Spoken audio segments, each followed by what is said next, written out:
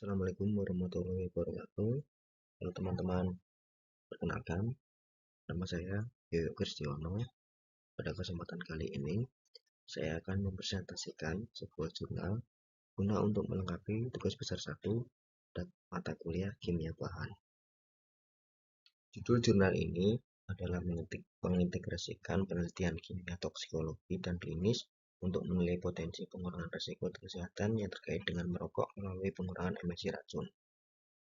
Nama jurnalnya adalah Peraturan Toksikologi dan Farmakologi pada tahun 2018. Isinya itu adalah Kevin McAdam, James Murphy, Alison Aldrich, Cliff Meredith, Christopher Porter. Linknya itu sudah saya gambarkan di bawah. Kita masuk ke latar belakang.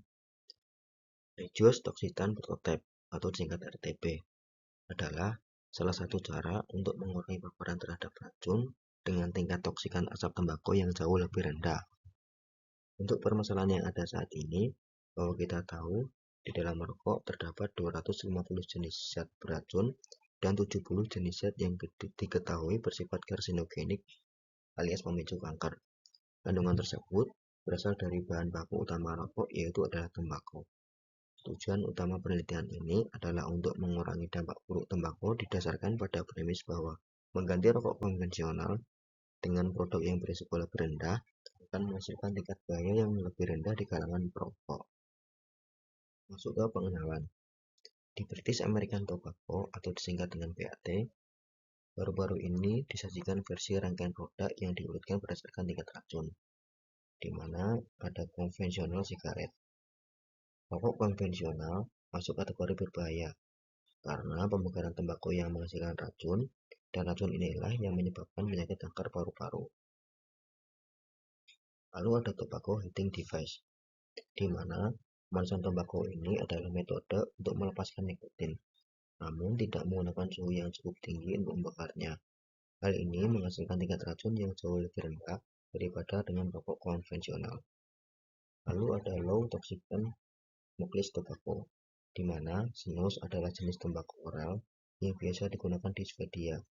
Hal ini dibuktikan oleh penelitian kesehatan jangka panjang bahwa ini jauh lebih tidak berbahaya dibandingkan dengan merokok. Lalu ada vapor product.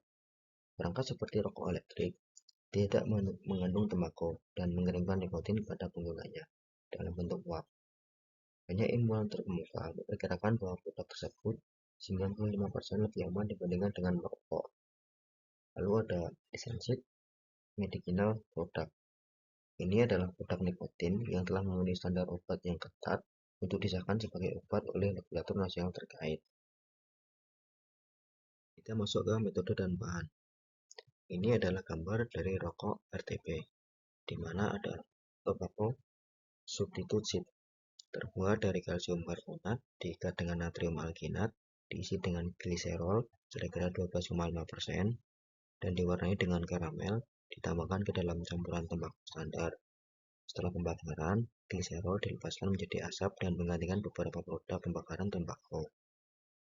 Lalu ada blend treat tobacco, di mana tembakau mengalami proses pengolahan yang melibatkan ekstraksi dan penyaringan air untuk menghilangkan sebagian polifenol dan protein. Perakuan campuran ini mengurangi hasil fenolat, amina aromatik, hidrogen cyanida, dan konstituen asap nitrogen lainnya. Lalu ada karbon sintetis dengan aktivitas tinggi, menggantikan karbon yang biasanya digunakan dalam filter arang. Manik-manik bulat dikombinasikan dengan struktur meso atau mikropori yang dioptimalkan meningkatkan karakteristik absorpsi untuk berbagai racun asap yang mudah menguap. Lalu ada resin yang difusikan amina dalam bentuk manik, dimasukkan ke dalam filter yang secara selektif mengurangi hasil HCN, asam volatil, dan karbonil. Lalu ada triple citrat, merupakan filter plasticizer alternatif pengganti triacetin yang digunakan pada banyak merek rokok komersial dan meningkatkan kemampuan filter untuk mengurangi hasil fenol pada asap rokok umum tanpa mengubah kualitas fungsi filter secara substansial.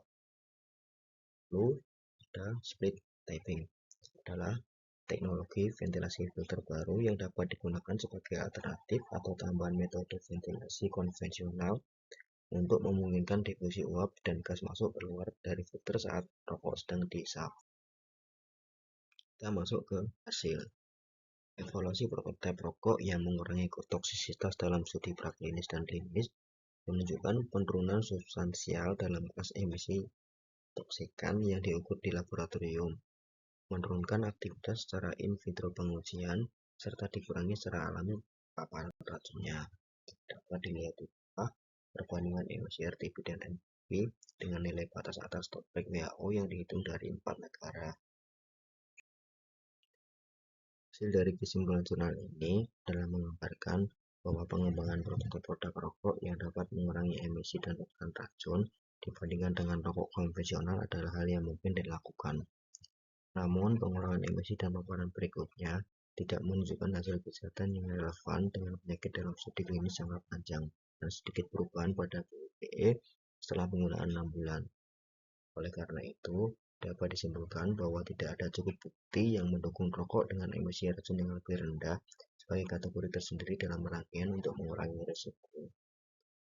Demikian jurnal yang saya sampaikan pada hari ini. Apabila ada salah kata-kata dari saya mohon maaf yang sebesar-besarnya. Semoga jurnal ini bisa bermanfaat untuk teman-teman semua. Saya akhiri. Wassalamualaikum warahmatullahi wabarakatuh.